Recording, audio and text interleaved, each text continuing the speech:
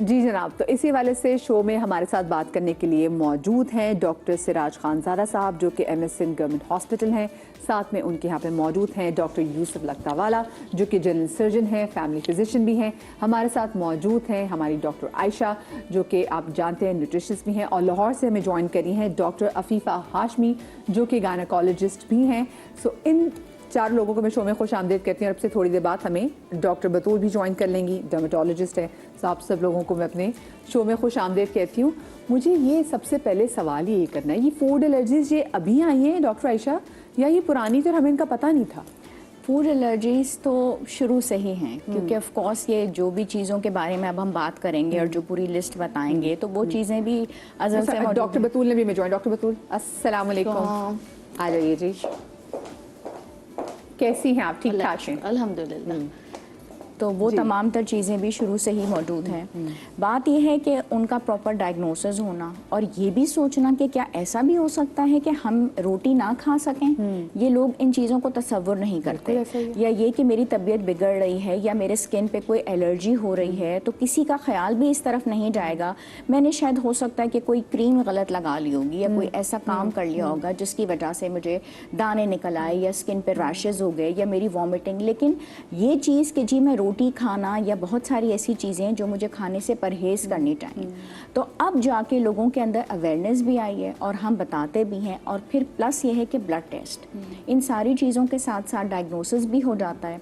और उसके बाद हम रखते हैं फूड एलिमिनेशन डाइट्स पे, और उसकी वजह से पेशेंट की ज़िंदगी भी आसान हो जाती है। जो बार बार अगर आपको एब्डोमिनल क्रैम्प उठ रहा है और उसकी कोई रीज़न नहीं है, ना आपने कोई बाहर का खाना खाया, कहने में ये आया है कि हम तो हफ्ते 10 दिन से बाहर गए ही नहीं, सिर्फ घर की सादा ग़िज़ा रोटी का इस्तेमाल किया, या हमने घर में बनाई हुई ही हलीम खाई, घर का ही हमने सीरियल इस्तेमाल किया, तो ये कैसा पेट का दर्द है जिसको अब कई महीने गुजर चुके हैं। और वेट लॉस इतना ज़्यादा कि इंसान जिसका वज़न महीनों तक रहती है, महीनों तक, क्योंकि डायग्नोसिस नहीं होता।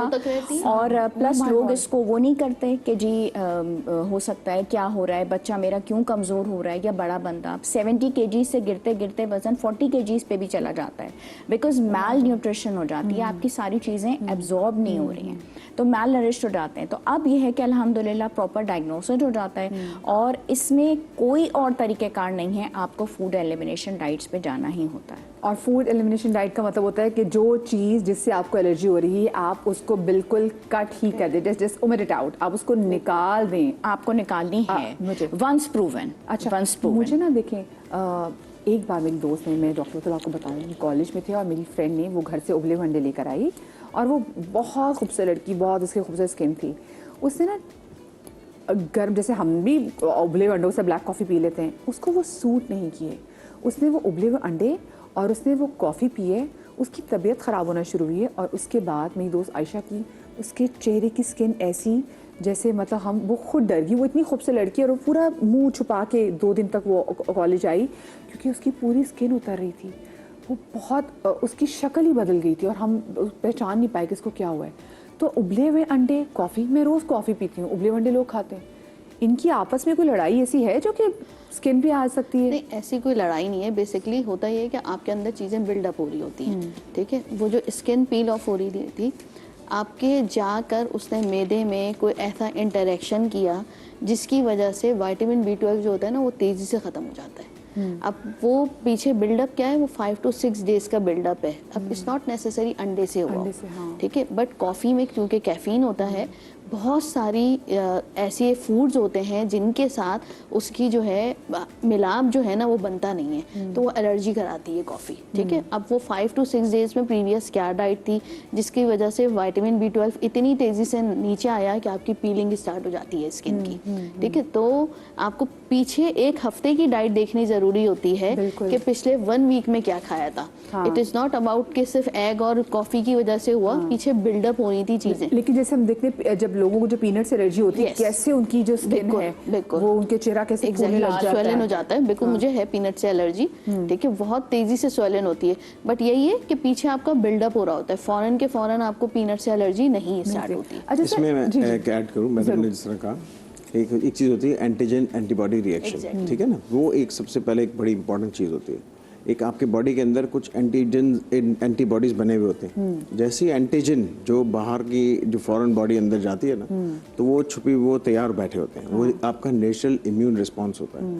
अब वो अंडे और कॉफ़ी के अंदर कोई ऐसी चीज़ थी या अंडे और कॉफ़ी एक साथ मिलाप किया जो कि बॉडी ने उसको फॉरेन बॉडी यानी कि एक बाहर की कुव्वत समझा और वो डिफेंस फॉरेन उसने छोड़ा। तो फिर ऐसा एक रिस्पांस आया कि उसने उसको ब्लैकिश या कोई भी ऐसे उसमें रीजन में कर दिया ताकि उसने फौरन से उसको एक ऐसा रिस्पांस दिया कि भाई कि अभी उसने उसको जला के रख दिया, रिएक्ट। सर मुझे एक बात बताएं, अक्सर मैं दो लोगों को देखती हूँ जब लोग किसी बुफे सिस्टम में जाते हैं, खाने में बफे सिस्टम में, तो उसमें इतनी चीज़ें होती हैं। अच्छा, अब हम तो हर चीज़ हमने पैसे भरे होते हैं, ठीक है ना, हमारी वही देसी मेंटालिटी, हमने जी इतने हमने पैसे दिए हम तो सारी चीज़ें चखेंगे।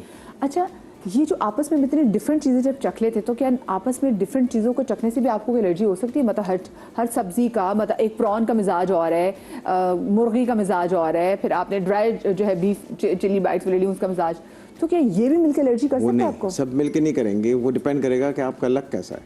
9 फूड ऐसे हैं जिसके अंदर बहुत ज़्यादा एलर्जी पाई जाती है, जो कि आपके सारे देखेंगे। सारे जो आपके नट्स हैं उसके अंदर एलर्जीज हैं।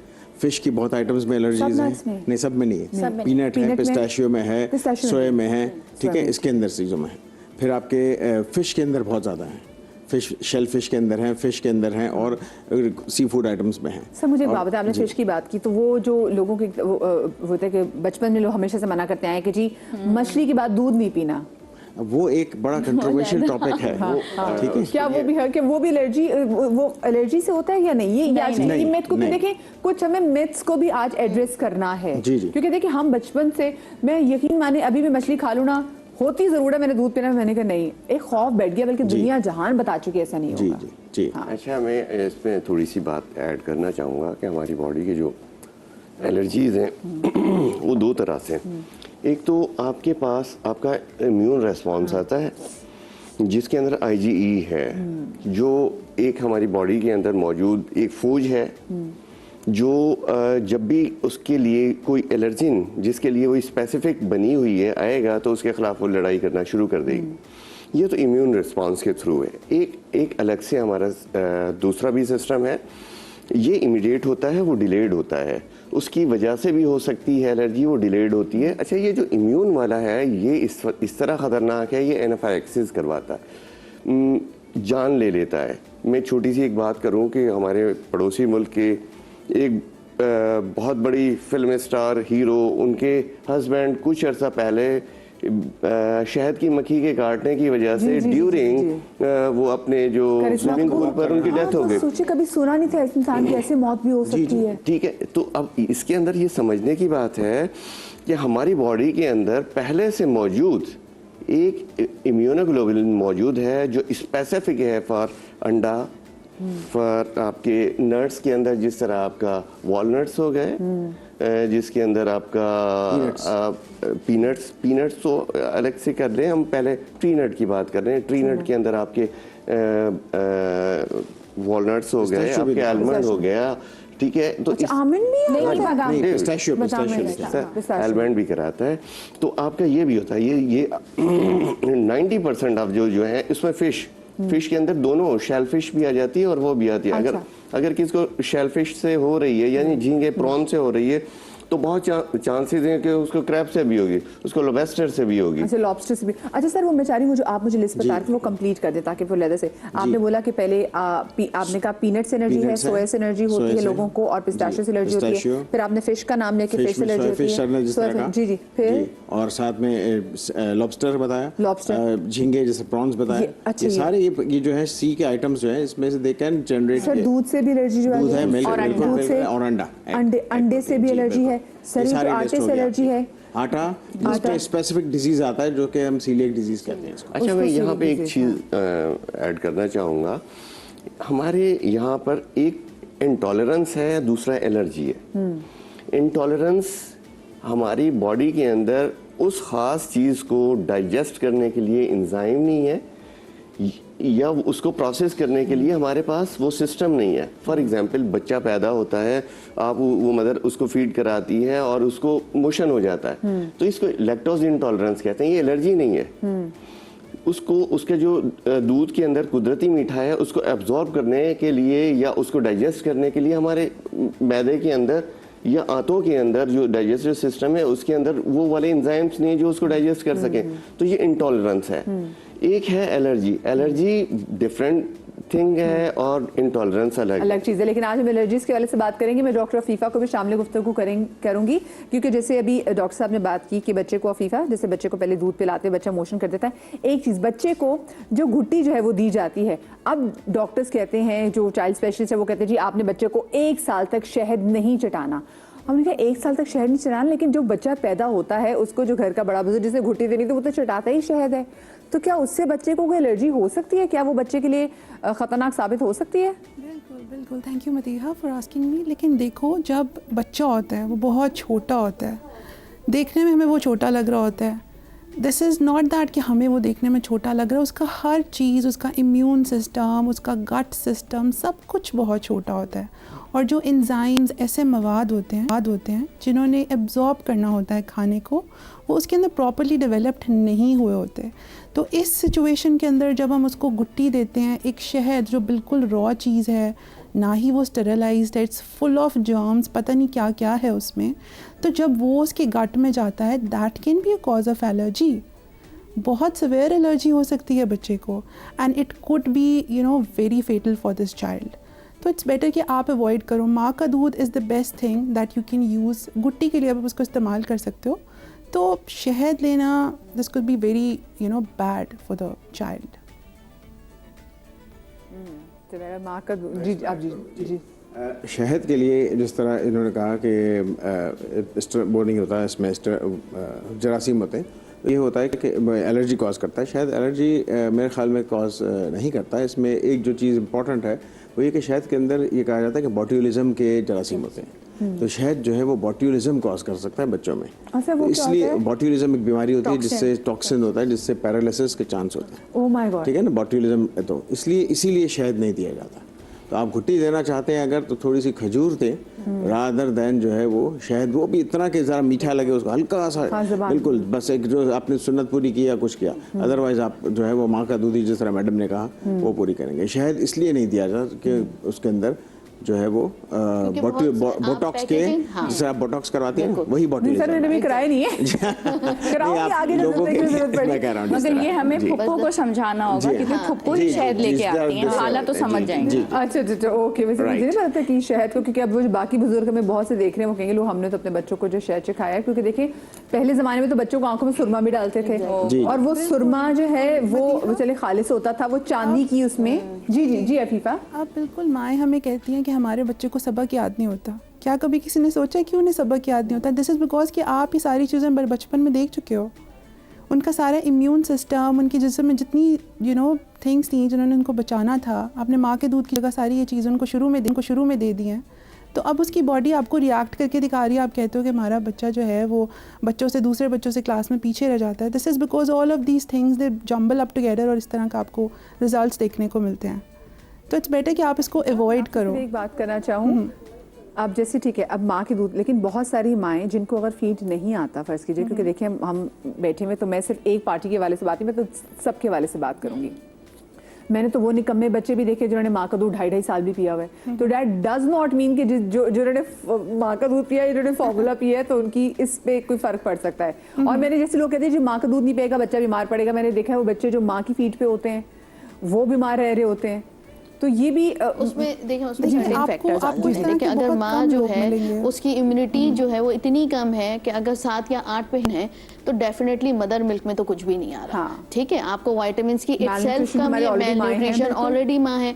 तो ये जो बात बता रही हैं, ये जो कहना चाह रही हैं वो ये है कि मदर मिल्क में इतनी ताकत होती है कि वो ब्रेन डेवलपमेंट अच्छी कराती है। ठीक है, but that depends on mother health also. Yes, उनका आयरन लेवल, उनका विटामिन सी, सारे vitamin complex, vitamin D, calcium, magnesium, thyroid, everything should be normal. तो यहाँ तो जब डिलीवरी हो रही होती है, जब बच्चे पैदा होते हैं 7 या 8 नॉर्मल, आप ट्रस्ट में, मेरे पास जो पेशेंट आ रही होती हैं उनका 9 या 10 हीमोग्लोबिन होता है और मैं कहती हूँ ये तो आपका बहुत कम है, कह रही है डॉक्टर मैंने तो गायनाकोलॉजिस्ट को दिखाया, उन्होंने कहा ये बिल्कुल सही है।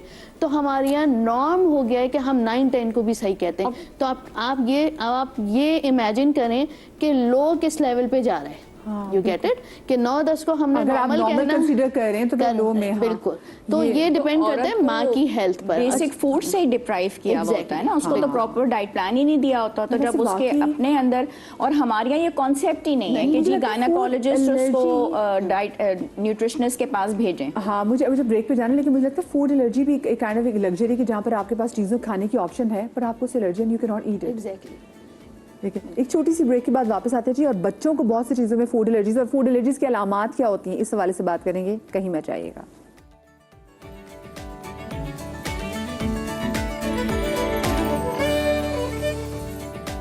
जी welcome back after the break, और आज हम बात कर रहे हैं जनाब फूड एलर्जीज के बारे में, जो कि ना आपको पता है ना मुझे पता है, क्योंकि मैंने अपनी ज़िंदगी में, भाई वैसे नज़ला ज़ुकाम हो जाए तो आप कहते चलो ठीक है 3 दिन के बाद अगर खुदा ना खासा ज़्यादा प्रॉब्लम हुई तो जाएंगे डॉक्टर के पास।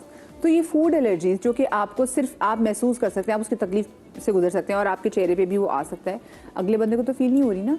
तो लोग यहाँ कहाँ से जाके टेस्ट करें, और कभी ज़िंदगी में 1-2 बार फूड एलर्जी अगर होगी तो कौन उसके लिए टेस्ट कराने जाएगा।